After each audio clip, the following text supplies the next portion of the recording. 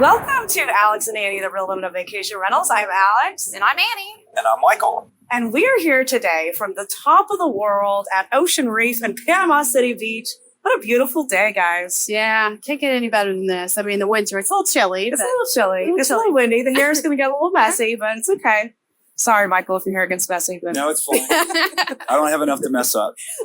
Well, Michael, thank you for coming over from 30A where you live to talk to us. We're really eager to learn from you. And one of the things that I've told you about is Alex and I are very cognizant of the fact that education is very important and we want to be able to share people's knowledge and share people's experiences and share like the true meaning of being a vacation rental manager. The true stories. Absolutely. So we wanted to talk with you because you are somebody who had a business and decided that you wanted to get away from it. And then now you're deciding you wanted to come back with kind of a twist. So why don't you tell our listeners, first of all, who you are, where you kind of came from in the business and where you are now, and we'll go into that. Sure. So I have been in the 30A area since 2004. My wife and I moved down there in that time frame.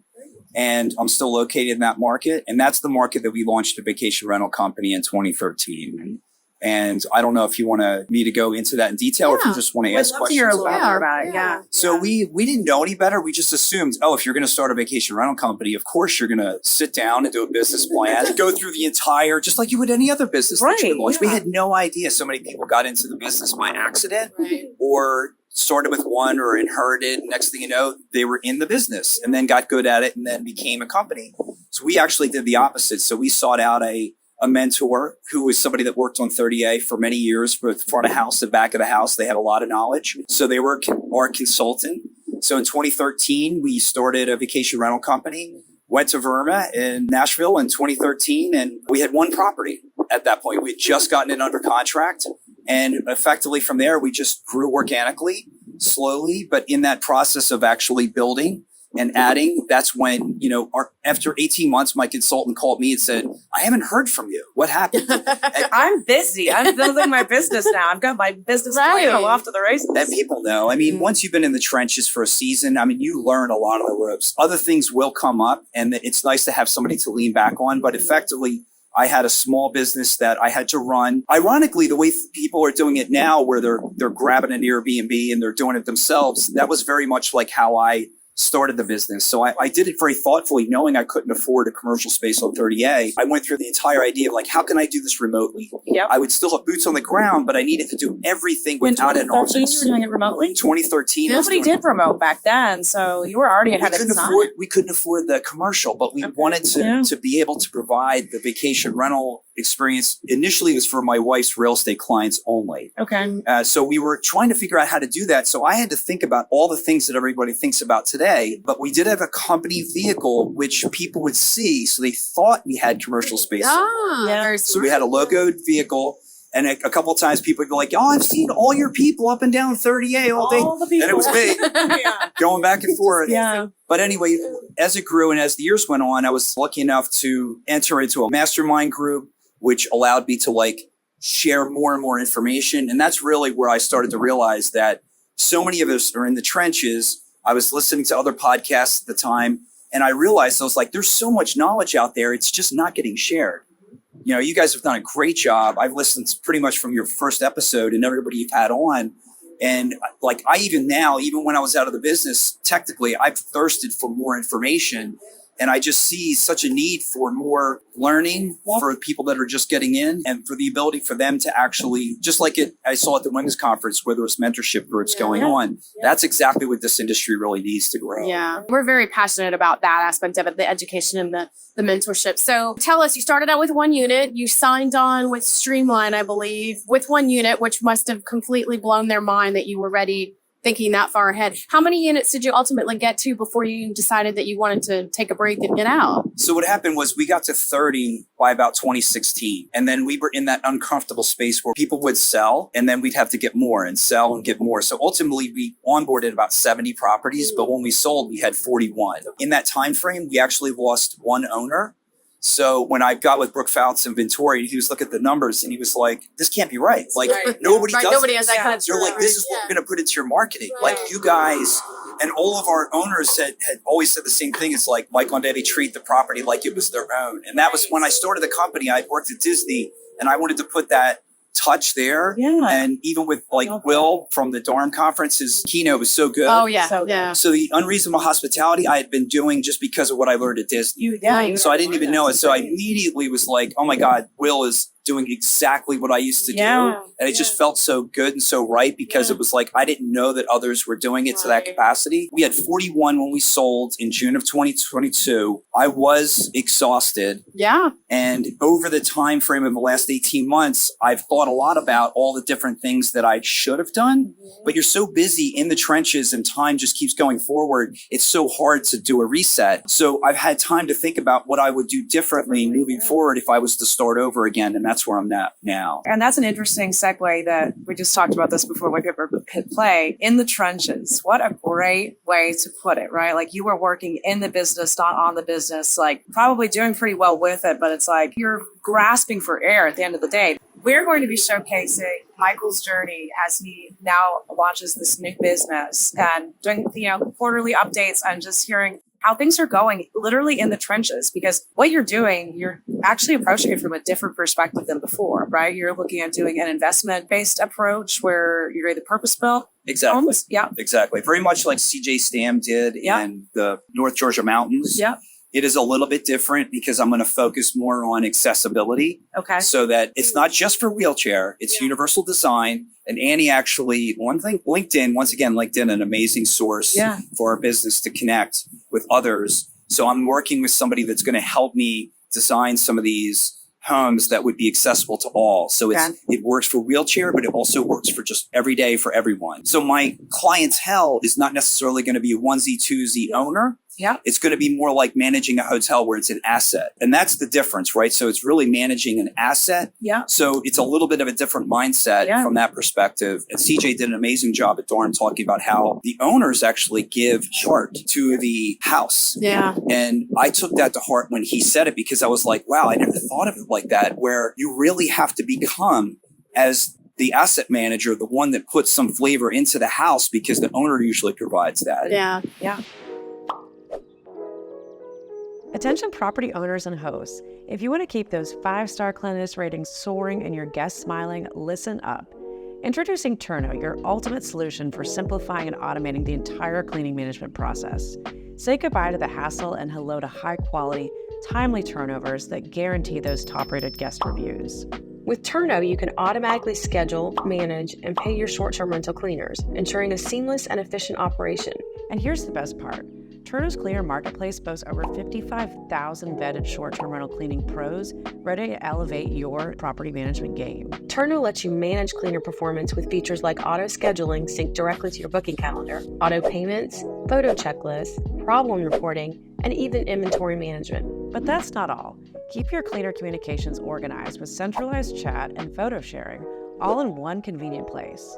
Plus, they've made on-the-go management a breeze with separate mobile apps tailored for both hosts and cleaners. And just in case you need a lifeline, Turno's live 24/7 customer support is always at your service. Because at Turno, they're not just a platform, they're your partner in success. And there's a special treat for the listeners of the Alex and Annie podcast. When you try Turno and its Cleaner Marketplace, you'll receive a $150 Amazon gift card exclusively as our thank you to you. So here's how it works. New users can sign up at turno.com/AlexandAnniePodcast. Search for a cleaner in your area, connect with one or more, and then complete a marketplace cleaning. Once you see how easy and simple cleaning management can be, you'll love how much time and money you save, not to mention no more cleaning headaches. Now back to the show. So out of curiosity, this angle that you're taking, this approach, does it come from something in your life personally that you've experienced? You have someone in your family that has a disability that you felt like this was where you needed to put your heart and soul into? Yes. So in the last 18 months of my wife's mom's life, she just passed in October and she was unable to travel because she was stuck to a wheelchair. She could move around a little bit with a walker, so she wasn't fully disabled, but she had a lift to go up the chair and effectively was unable to go to airports alone, unable to travel alone. And I had, when I was running the business, had a few ranches that I managed, and I would have so many phone calls from people who either they were disabled or they had a son or someone else that had a surgery. So 8 to 12 million people at any given time in the United States are temporarily disabled. So vacation rentals are not conducive to them. And I saw this, and it really hit me home as I was going up and down the stairs as we were cleaning out the condo. And I was like, it is so unfair that is a restriction, that they can't, multi-generational, and grandma can't come. Or it becomes a property that's not great. So I just looked at this, like, multiple things happened over the last 2 months.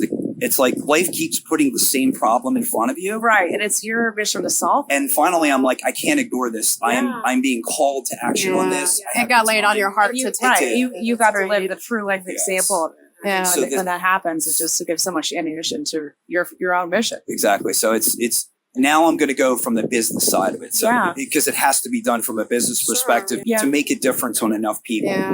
It's interesting. We interviewed, is it Rosemary? Rosemary Reset. She was the one that I had you talk to. And I won't remember the stats, so apologies, Rosemary. But she shared a lot of stats, and it started to make sense because I'm going through some situations, and Alex's mom is saying, Peter, we both have some personal situations with our parents that, like, there's just disabilities and not being able to get around and just aging. And she shared about the boomers getting to the point where, they still want to travel. They have the money, but they can't because there's just not the accessibility. Like you said, they can go to a hotel, but if they want to go with their grandkids, they're not going to rent 10 rings to go anywhere. It really kind of stuck with me. Like, this is my future. We all need to be thinking about it, because there was the numbers of millions of people that she said would be aging into that type of traveler is just phenomenal. And it's going to hit everybody like a ton of bricks if we're not prepared. And I think we're already at that point. So you're going to have a lot of opportunity ahead of you with this. It actually is kind of like you have a graph where the people that have traditionally been vacationing are about to hit that downslope. And really, the supply isn't there to meet the demand. And that's one of the reasons why I'm looking to do this, because it's only going to get harder as each year goes by. More and more boomers are going to be hitting those circumstances in life where they don't have the mobility. I know in the Myrtle Beach market, this was always something that I had really struggled with, that a lot of the condos and the resorts, you could search by handicapped or accessible friendly properties, but it wasn't guaranteed. This was crazy to me because it was a room type, but it's like, you don't know if you're actually going to get one that was.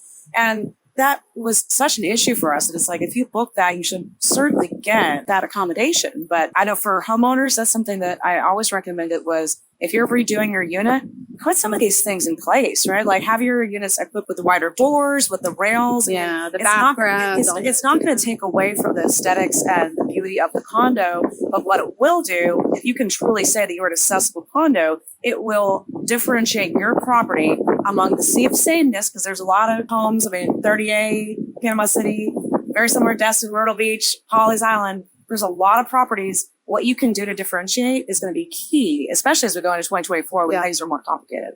And look, coming from Durham, and everyone's talking about how can we keep revenue up. To me, it's not something that happens overnight. But if somebody's really interested from a business standpoint, and this is one of the reasons why my wife's like, don't share the numbers. And I'm like, no, you don't understand. You couldn't build enough of these. It's like, I want people to know how much money can be made, because the world needs this to actually happen. Absolutely. So as you get started now, and it's so exciting to see, because one, we've been friends on LinkedIn now for a while. We've been kind of tracking you. Seem like you're getting maybe back into it, but we weren't really sure. It's super exciting to watch. And it's like, what is the new business plan? I mean, like, what software are you using? What tools are you going to use? Like, do you have a name? This is your moment to rewrite everything that you want to do differently. So what are you going to do? So on that note, at Darn, I'm talking to Jacoby at C2G, who helped me sell the business the first time. And Brooke Faust walks by and he's like, you can only sell your company once. And I was like, I mean, you should be selling a discount the second time around. Right.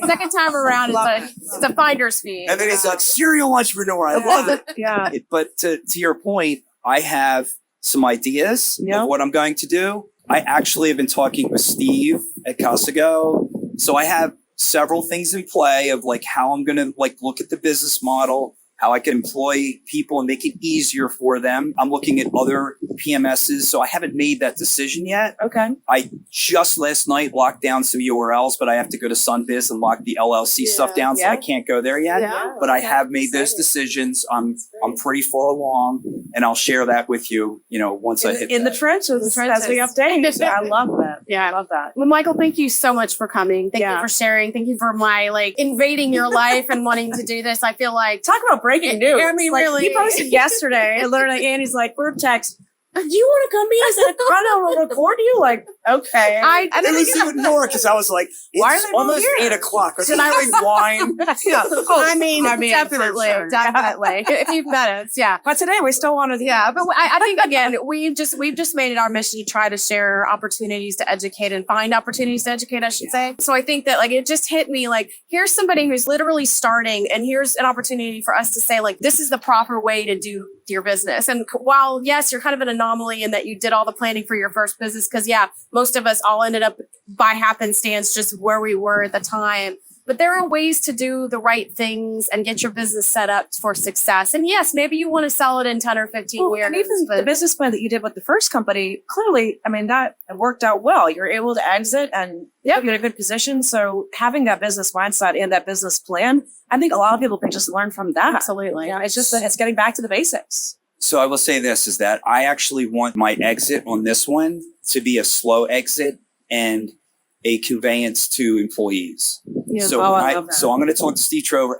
I want to make sure as I'm hiring, it's somebody that knows that their time spent in the business hard is going to I want somebody that is so dedicated because they know the end goal is it's yours next. Lance and Elaine Stitcher would be excellent people to talk to. Okay. And interestingly enough, because they were the first ones that we encountered that actually that was their business strategy, is that they wanted to be able to leave the legacy to the people that had helped them build the business. So their strategy is that when they're ready, that they will slowly move out and that the people that are in their business will be the ones that take it over. And so again, to your point, when people feel like they have a vested part of what the business is, they're going to take care of it. And not just working for a job. You're working for your mission, future, for a purpose. Exactly. So I think you're right onto something that, more people need to pay attention to as they build their businesses. But there's not a lot of that going on in the coast here. Something unique. Again, just appreciate you being open. And so we will have Michael back in the trenches to tell us all about. Hopefully next time we will be at one of your properties that you're managing now. That would be fun. We can get construction hats and walk the process. Oh my gosh, can you imagine? The ribbon cutting. That's awesome. Thank you so much for having me. Thank you. Yeah, All right. thank you, Michael. Thank you. Thanks, everybody.